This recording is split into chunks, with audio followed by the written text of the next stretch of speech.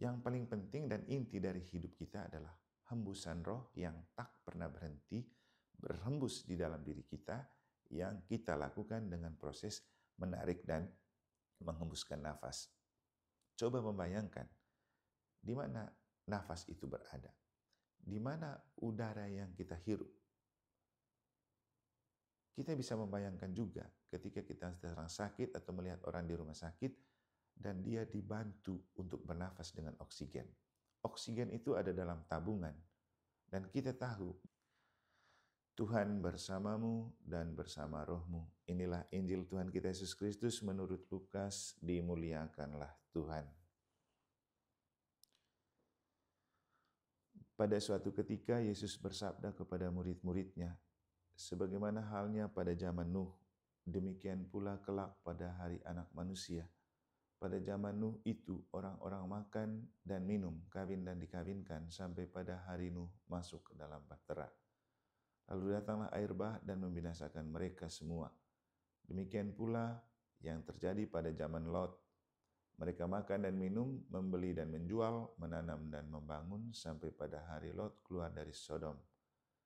Lalu turunlah hujan, api dan belerang dari langit dan membinasakan mereka semua. Demikianlah halnya kelak pada hari Anak Manusia menyatakan diri. Pada hari itu barang siapa sedang ada di peranginan di atas rumah, janganlah ia turun untuk mengambil barang-barang di dalam rumah. Demikian pula yang sedang berada di ladang, janganlah ia pulang. Ingatlah akan istri Lot.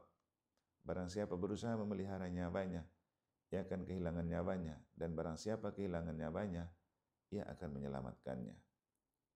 Aku berkata kepadamu, pada malam itu, kalau ada dua orang di atas ranjang, yang satu akan dibawa dan yang lain ditinggalkan. Kalau ada dua orang wanita yang sedang bersama-sama menghilang, yang seorang akan dibawa dan yang lain akan ditinggalkan. Para murid lalu bertanya, di mana Tuhan? Yesus menjawab, di mana ada mayat, di situ berkerumun burung nasar. Demikianlah sabda Tuhan. Terpujilah Kristus. Bapak, Ibu, Saudara-saudari yang saya kasih dalam Tuhan, ada sebuah hal yang disampaikan oleh Yesus dari Injil yang telah kita dengar yang pantas untuk kita maknai bagi hidup kita. Yaitu ketika Yesus berbicara, barang siapa berusaha memelihara nyawanya, ia akan kehilangan nyawanya, dan barang siapa kehilangan nyawanya, ia akan menyelamatkannya. Kita semua hidup dan berjuang dalam hidup untuk memelihara kehidupan. Dan seringkali kita meminimalisir makna hidup kita pada apa yang duniawi, pada pendapatan, pada uang dan materi.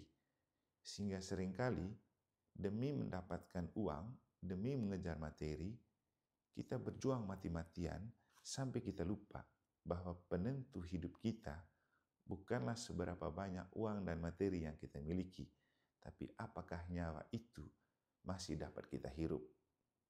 Bicara tentang menghirup nyawa atau nafas, tentu kita tidak bisa membeli dengan uang. Kita tidak bisa membeli dengan barang, karena nafas adalah anugerah yang diberikan oleh Tuhan kepada kita saat pertama kali dibentuk di dalam ibu melalui hembusan roh. Maka yang paling penting dan inti dari hidup kita adalah hembusan roh yang tak pernah berhenti berhembus di dalam diri kita, yang kita lakukan dengan proses menarik dan menghembuskan nafas. Coba membayangkan di mana nafas itu berada, di mana udara yang kita hirup.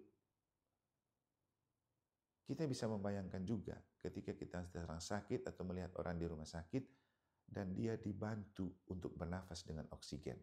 Oksigen itu ada dalam tabungan. Dan kita tahu bahwa tabung berisi oksigen yang membantu orang sakit bisa mendapatkan oksigen dan mensuplai oksigen di dalam tubuhnya.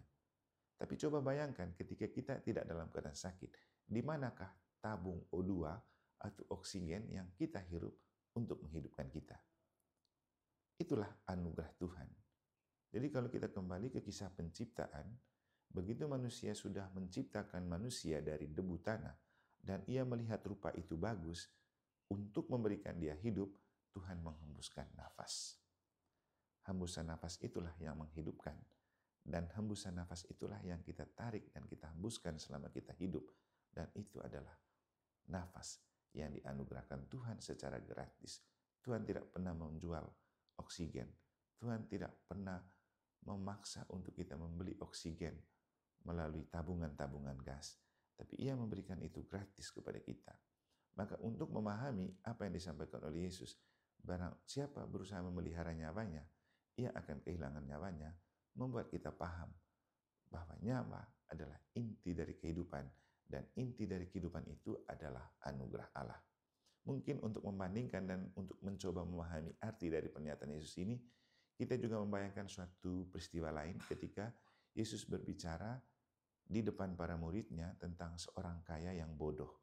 Yang dimana ketika orang yang kaya raya sudah membangun gudang di mana-mana, sudah memiliki banyak aset, lalu dia bilang apa? Diriku ada padamu segala banyak harta, apalagi yang engkau pikirkan? Semua ada padamu, lengkap, di mana-mana ada aset. Tapi Yesus bilang apa? Kalau saat itu juga Tuhan mencabut nyawamu, apa arti dengan segala kekayaan dan materi yang dimiliki? Bapak Ibu, seringkali kita berdalih dalam hidup. Kita bekerja untuk kita hidup. Kita sampai lupa berdoa, lupa ke gereja, melupakan Tuhan. Hanya karena kita terlalu asik mengejar pendapatan yang kita anggap sebagai dengan itu kita berusaha memelihara dan mempertahankan hidup. Lagi-lagi kita bekerja itu perlu. Karena tanpa bekerja, kitab suci juga sudah menulis, jangan diberi makan.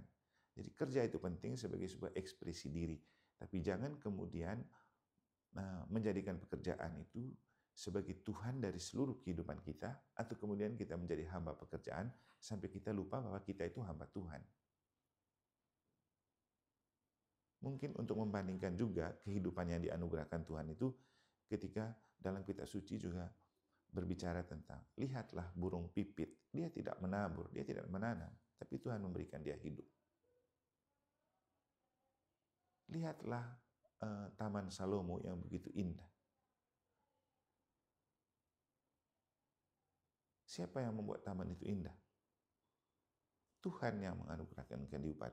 Jadi dengan apa yang disampaikan oleh Yesus dalam Injil pada hari ini, kita diingatkan kembali untuk melihat dan memaknai hidup itu sebagai anugerah Allah, dan sebenarnya tanggung jawab untuk memelihara hidup kita adalah hak prerogatif Allah. Yang pasti Tuhan tidak menghendaki kita binasa. Tuhan tidak menghendaki kita mati sekejap. Tapi Tuhan ingin supaya dalam setiap perjuangan hidup kita jangan melupakan Tuhan. Kita jangan terlalu percaya diri, kita tidak terlalu perlu mengandalkan kekuatan-kekuatan dunia, karena apapun bentuk kekayaan dan kekuatan dunia tidak bisa menggantikan nafas yang kita hirup secara gratis dari yang dianugerahkan oleh Allah. Mungkin yang paling penting untuk kita maknai, untuk bagaimana kita memelihara nafas kehidupan yang Tuhan telah berikan kepada kita, itu melalui pesan Santo Roh Yohanes atau Rasul Yohanes dalam bacaan pertama, ketika dia berbicara tentang yang paling penting hidup dalam kasih dan merawat kasih. Dan kasih itu tentang hidup sesuai dengan perintah Allah. Tidak akan pernah kita hidup sesuai dengan perintah Allah kalau kita tidak percaya kepada Allah. Hanya bila kita percaya kepada Allah, pasti kita ikut perintah Allah. Dan kalau kita ikut perintah Allah, itu adalah bukti kalau kita mengasihi Allah, kita mengasihi diri, kita mengasihi hidup kita. Barang siapa mau memelihara nyawanya, ia akan kehilangan nyawanya. Tapi siapa yang kehilangan nyawanya demi aku, ia memperoleh nyawanya. Ini adalah sebuah pernyataan keras dari Tuhan untuk mengajak kita bahwa hidup adalah anugerah. Jangan sampai kita menjalani hidup tanpa kita merasa bergantung dan percaya kepada Allah penyelenggara dan penguasa kehidupan. Semoga Tuhan memberkati.